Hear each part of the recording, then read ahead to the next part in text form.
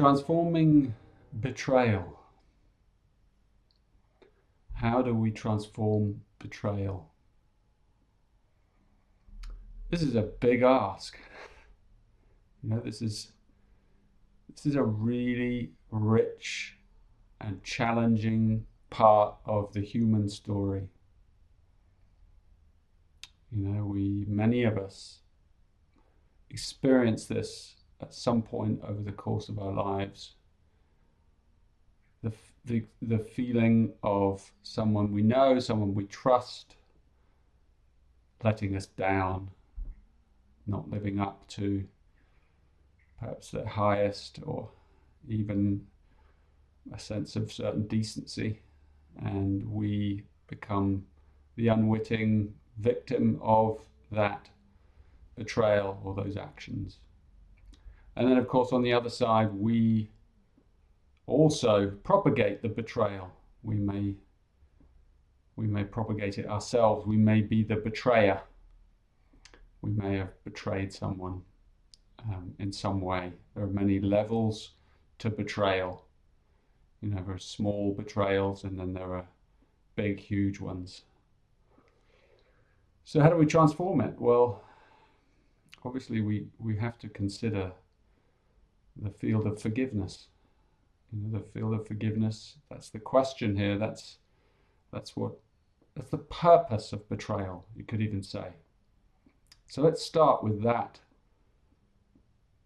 essential view, that there is a purpose, a higher purpose to this whole business of betrayal. It's not just that we're a victim, either betraying or being betrayed, but that we have something really valuable to learn, something extraordinary, something even transcendent.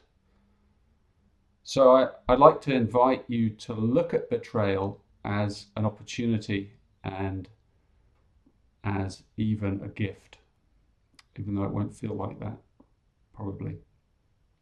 At least not at the beginning. But if you talk or listen to those who have truly forgiven their betrayers, you see in their eyes an extraordinary light, an extraordinary transcendence. There are stories all over by those who have forgiven the most outrageous, despicable acts. People who have seen their sons and children or parents murdered before their very own eyes, in cold blood, in sometimes terrible ways.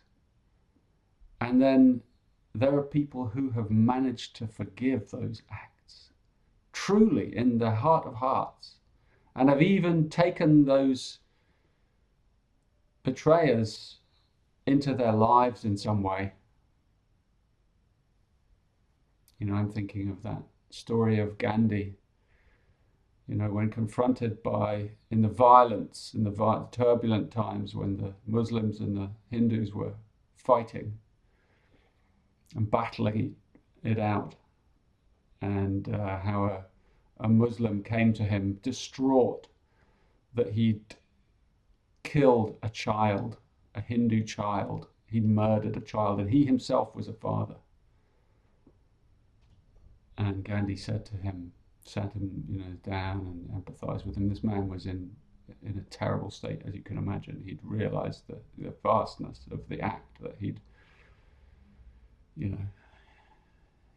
that had happened. And Gandhi said, "I have a solution for you. You must go out and you must find a child or one of your own children, and you must raise them as a Hindu." And it was a beautiful, beautiful solution. That the very source of the hatred, this difference in opinion, in belief, was the very thing that Gandhi pointed that man to, that Muslim. Bring him up as a Hindu, your child. And that would allow the man a journey of understanding, and perhaps one day forgiveness, self-forgiveness, and also perhaps forgiveness for others. So the journey of betrayal is an extraordinary journey, and wherever it sits inside you, just know that it's a journey and that you can't speed it up, that it has its own rhythm, it has its own phases. There are many things you can do. I mean, one of the best things you can do is just talk about it, just express it. Find ways to express the emotions inside you and express them in a safe way. So express them perhaps even creatively through some creative form.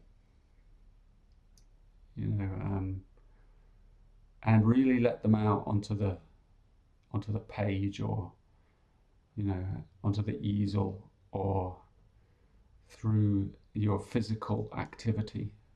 Let them come out and spill out in a way that's safe, so that those feelings can be expressed. And then the power of empathy really has to come in, because we have to try and put ourselves in the shoes of the other. We have to consider what level of wounding must that person have experienced in order to do something in the way that they have, in order not to see, in order not to feel the consequences of their actions. And we have to put ourselves in their shoes and really breathe ourselves into that and think, well, there must be something terrible that happened to that person, probably when they were very young, that was done to them. And that will help us understand the other person. And we can use our imagination in doing that. Imagination is a really powerful thing, the creative imagination, to imagine what might have happened to them, and let your intuition guide you. What might have happened to them? They may not even know.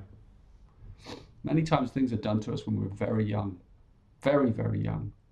We have experiences and we don't remember them. Our bodies remember them, our cellular memory has it, but it's not in our conscious access.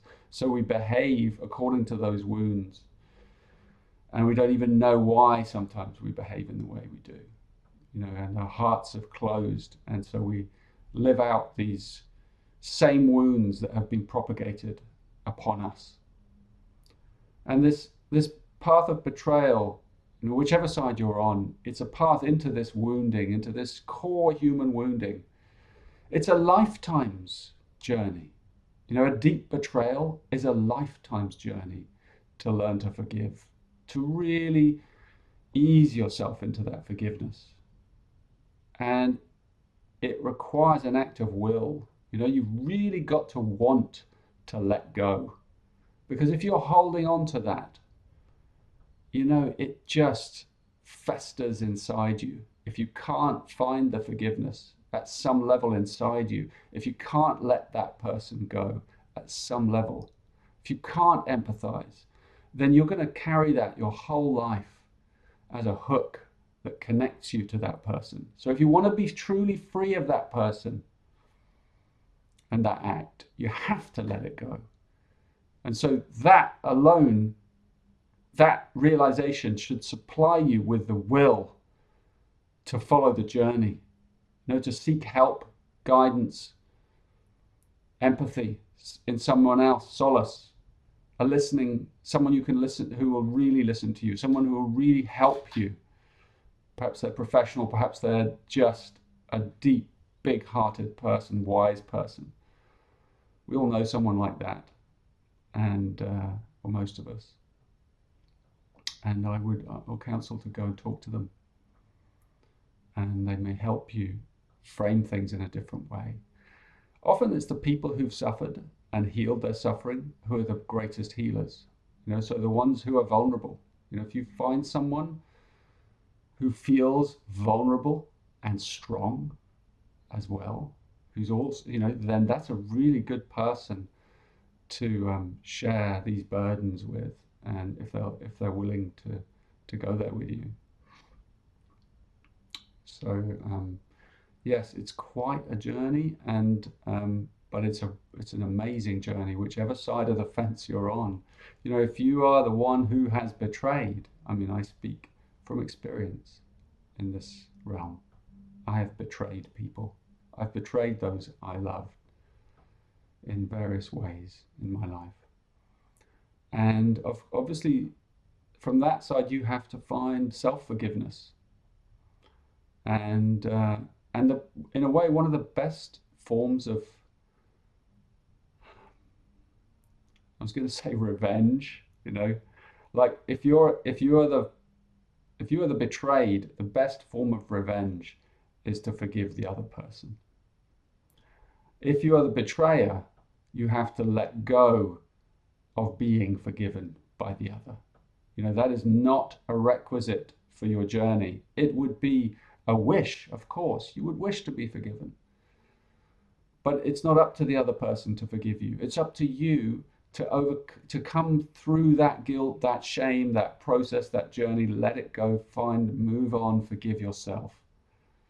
You know, that's a life's journey in itself. And often what that does is it brings up a kind of, I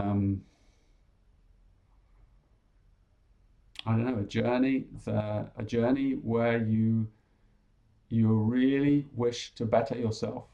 You really wish to do better next time. And that can be a really positive thing. You know, I really wish to help. For a start, I don't ever want to do that again to someone. But if they don't forgive me, then okay, what's the most I can do? I can help others. I can just serve others. You know, I can pay it off, you know, in some way. You know, because these things are karmic, you know, that we carry them, these burdens, they're karmic on our shoulders.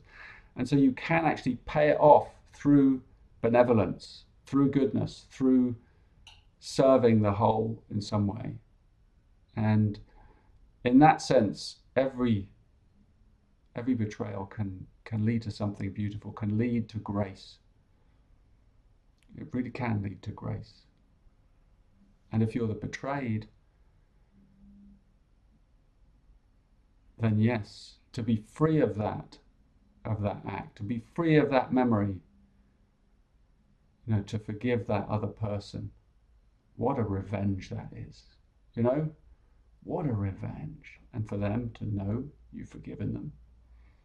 Because it then puts that act squarely on their shoulders, because you've let go, you've released it. And the power of that in terms of the effect it will have on the betrayer is extraordinary. It's extraordinary. It forces them to look at themselves in some way. They're no longer bound to you. See, the betrayer and the betrayed, it's a karmic hook. If one doesn't let go, one of them, then the hook remains. And at a mystical level, you stay connected. You stay energetically connected. You can never be free of each other's memory. So one of you has to let go, you know, and then both can heal and let go in some way. And the way in which that happens is a mystery. So I offer it to you here today, just some ideas, some thoughts about how you may follow this journey of betrayal. And, you know, I empathize with you, and I think it's as I said at the beginning, I think it's a really rich field for growth, for spiritual evolution. It's about what it is to be a human. You know, humans make mistakes. We learn from them, hopefully. Sometimes we don't learn the first time. Sometimes we have to do it several times to really get it. You know, and each of us has to find a way to let go and to forgive. And forgive doesn't mean you have to then become that person's friend or anything. It just means you don't even have to tell them. You just have to know inside you that you've forgiven. It's not up to you to let them know. You forgive. You forgive yourself. You forgive the other. and you move into that spirit of forgiveness and the grace that can come to you, the transcendence, the light, the love, what that can open in your life and in your heart is extraordinary. Extraordinary. The rewards are the thickest wounds provide the greatest rewards.